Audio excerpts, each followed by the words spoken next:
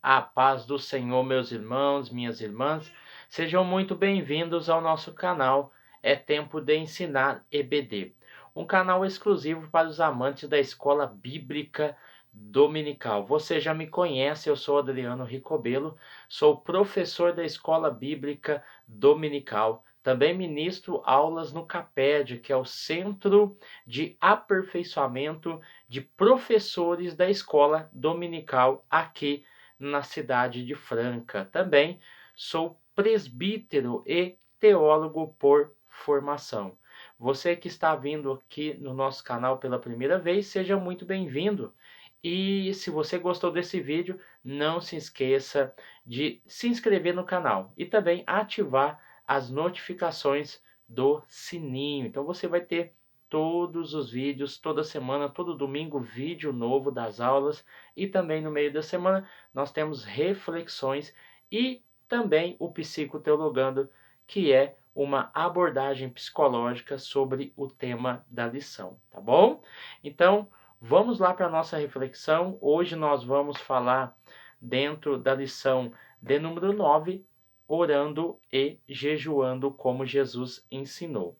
Nós vamos abordar o último tópico que falou ali sobre o jejum, que está no tópico 3 e subtópico de número 2 e 3, tá bom?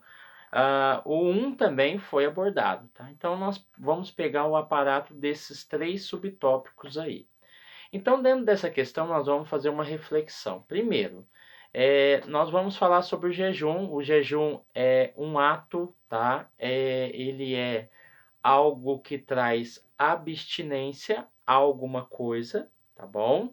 Nós vamos ver na Bíblia, logo já de cara aqui, que em alguns momentos o jejum durou até a tarde, ou seja, meio período. E nós temos casos, nós vamos falar depois, em que Moisés jejuou por 2 vezes, 40 dias e 40 noites, sem água e sem comida. Quando nós olhamos Elias, Elias também jejuou 40 dias, mas não está especificado se houve a menção da água, ou seja, não temos menção de que ele bebeu ou não água, apenas que ele ficou sem comer. E no caso de Jesus também é a mesma coisa. No caso de Jesus, ele também ficou 40 dias em jejum. E a Bíblia não especifica se ele bebeu ou não a água. Então, nós temos aí 3 casos de jejum extremo, tá bom? Vamos lá. Então, a questão do jejum, nós temos 3 aspectos principais. Primeiro, o jejum que é baseado nas necessidades, ou seja, mediante uma necessidade, a pessoa começa a jejuar, e nós usamos aí Atos capítulo 27, quando Paulo está em um navio, e esse navio tem 276 pessoas, e lá no mar Adriático ele começa a ir a pique. Então ali acontece uma questão sobre o jejum, eles ficam ali dias sem comer, e eles vão parar ali na ilha de Malta, e Paulo pede para eles voltarem a comer. Nós temos também jejum que se encaixa em situações de profundas emoções. Nós vamos ver o caso de Ana e o caso de Jonatas, que são questões de profundas emoções que envolvem aí o jejum. E nós vamos ver também motivos religiosos, ao qual flui a necessidade de se fazer o jejum. Então, a ideia do jejum, seja religioso, por profundas emoções ou por meio da necessidade, nós vamos ver que o jejum nos traz a ideia de rebaixar-se pela autonegação. Então, para nós entendermos o cenário cultural, religioso dos povos antigos, primeiramente, nós vamos entender que o jejum já existia. E o jejum, ele tem uma questão religiosa, pelo fato de, como muito provavelmente o jejum deve ter surgido? Ele deve ter surgido da ideia de que os deuses da época, eles sentiam ciúmes dos homens, homens, mulheres, né, e homens que se alimentavam, e o prazer que aquilo lhe dava.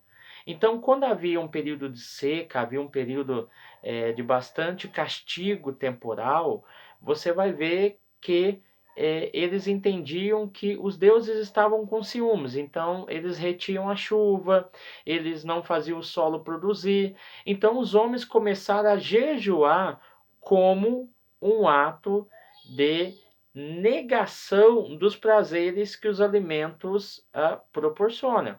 E com isso, eles tinham a ideia de alcançar a benevolência e o favor desses deuses. Aí então eles jejuavam para poder agradar os deuses que, nessa ideia, tinham ciúmes do prazer de se alimentar dos homens e por isso fechava o céu, fechava a produção da terra, tá? Então, esse contexto histórico, religioso dos povos pagãos nos ensina bastante coisa sobre a questão do início dos jejum. O jejum também ele vai surgir em períodos de luto, né? A pessoa ela entra em um estado de luto, então também aparece a ideia do jejum. Nós vamos ver também que a primeira vez que aparece a ideia de jejum é justamente com Moisés. Os dois únicos jejuns grandes que ele fez e que aqui se encaixa como jejum sobrenatural, tá bom? Moisés, ele jejuou 40 dias e 40 noites sem comer e sem beber água. Isso é impossível para a lógica humana. Então, aqui nós temos um caso sobrenatural ao qual ele foi impactado de forma profunda pela glória de Deus e assim ele conseguiu sobreviver 40 dias e 40 noites sem beber água e sem comer nenhum tipo de alimento, e a Bíblia especifica que isso aconteceu por 2 vezes. Deuteronômio capítulo 9, do 9 ao 18, e Êxodo 34, versículo 28, tá bom? Então, no caso de Jesus e Elias, é importante nós salientarmos que não está explícito que se eles beberam ou não água. O fato é que Mateus 4:2 diz: Jesus teve fome. Tá? Então, essa é a única menção. Então, muito provavelmente, eles não beberam água. Então, nós podemos chegar a essa conclusão. Aliás, que eles beberam água. Aliás, nós podemos chegar à conclusão de que eles beberam água, mas absteram de comer algum tipo de comida, tá? Então, nós vamos ver aqui também o Dr. Robert Shelton. Ele fez uma pesquisa e supervisionou mais de 40 mil jejuns. E dentro desse estudo dele, ele concluiu que um homem em condições normais, ele consegue se manter por 90 dias, entendendo que a fome ela vai ceder ao terceiro dia e não retorna até que as reservas do corpo sejam consumidas. Então, de certa maneira, tirando a questão aqui da parte científica, o jejum ele se torna benéfico porque ele traz saúde ao corpo e também faz com que o corpo mantenha um certo equilíbrio, porque você deixa de ingerir determinados produtos e alimentos. Então, o jejum é muito importante. O jejum, ele é um ato, sim, voluntário, como o próprio autor da revista diz, é um ato voluntário e espontâneo, sem dúvidas nenhuma. E nós vamos ver que, a despeito disso, ele desperta a atitude de arrependimento e a confissão. Então, o jejum, ele causa isso, porque quando nós olhamos na Bíblia, você vai ver algo parecido com aquele que se vestia de saco e cinza sobre a cabeça.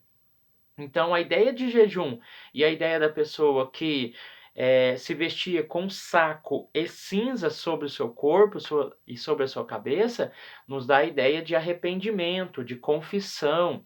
A ideia do jejum também, ele tem o intuito de trazer contrição à vida do ser humano, levando ele ao arrependimento e à confissão. Então, o jejum ele é desejável ao homem piedoso e não uma rigorosa regra ou uma autodisciplina. Tá? Nós não podemos encarar o jejum com a oração, não podemos fazer essa comparação.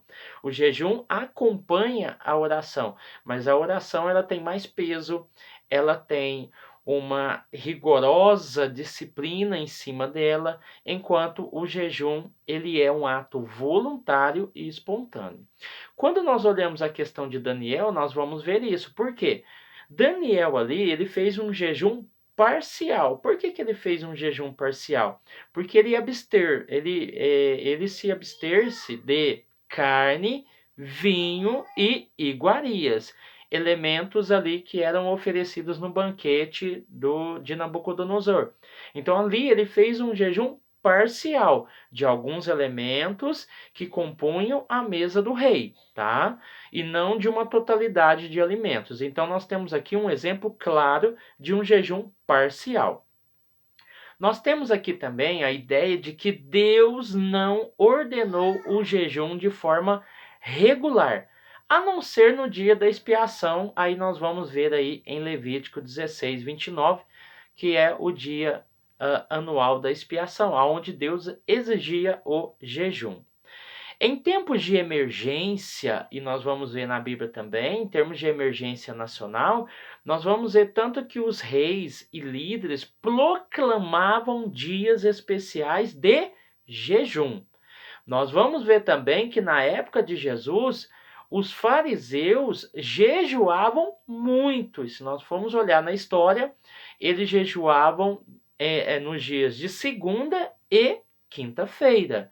Tá? Nós vamos ver esse exemplo aí, mencionando os fariseus e o jejum, em Lucas 18 e 12.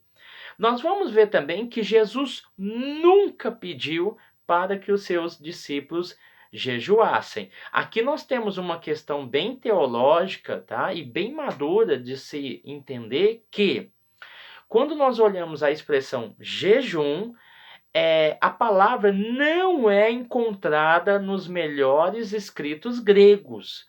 Então, quando você usa como base Marcos capítulo 9, versículo 29, Atos 10 e 30, 1 Coríntios 7 e 5, Mateus 17 e 21, você vai ver que esses versículos que falam de jejum de forma específica, ele não está nos melhores manuscritos, tá bom? Então depois cabe aí um estudo sobre essa questão aí, sobre os achados do Mar Morto, onde alguns trechos e algumas palavras não se encontram nos textos mais antigos. Porque os textos mais antigos até então datavam do ano 900 depois de Cristo. As cavernas de Qumran, os escritos ali estão datados do século II a.C. até o século III depois de Cristo, tá? Então nós vamos ver que Jesus falou sobre o jejum, é a matéria, é a lição que nós estudamos, Mateus capítulo 6, do 16 ao 18, que aquele que faz o jejum em secreto, ele recebe a recompensa. Então isso é muito importante. Jesus não deixou de falar de jejum, eu só citei versículos que aqui não estão nos textos mais antigos, mas Mateus capítulo 6 está, tá bom? Então, o que podemos começar a concluir? Podemos começar a concluir o seguinte sobre a questão do jejum. Eu estou falando uma parte mais teórica, tá, irmãos? Não se sabe se o jejum de Paulo era voluntário ou se era uma falta de comida, tá? Aí você pega aí 2 Coríntios capítulo 6, versículo 5 e 2 Coríntios capítulo 11, versículo 27. Fato é que, quando você olha nas cartas de Paulo, você não encontra referências, mandamentos sobre a questão do jejum. Então, a questão do jejum não era algo proeminente na igreja primitiva. Somente nós vamos ver algo proeminente e como regra e conduta de fé cristã a partir do primeiro século, até no ano 100 depois de Cristo, quando a Didaquê, no 8.1, vai dizer que o cristão deveria jejuar 2 vezes na semana, ou seja, na terça-feira e na sexta-feira. Quando nós olhamos século II, século III, que são os séculos seguintes, nós vamos ver que o jejum era aplicado antes do batismo e também antes da Páscoa. Aí você vai ver uma exigência da igreja para a questão do jejum. O que podemos resumir para a gente encerrar a nossa reflexão? O jejum só é aceitável se resultar em atos de justiça social, tá? E verdadeira caridade. E somente se o motivo, algo que o motiva, o motivo da autonegação, porque o jejum é isso, for oriunda do amor e do desejo de ajudar. Então, a motivação da autonegação, ela tem que ser oriunda do amor e não para aparecer como o próprio capítulo 6 de Mateus especifica. Amém?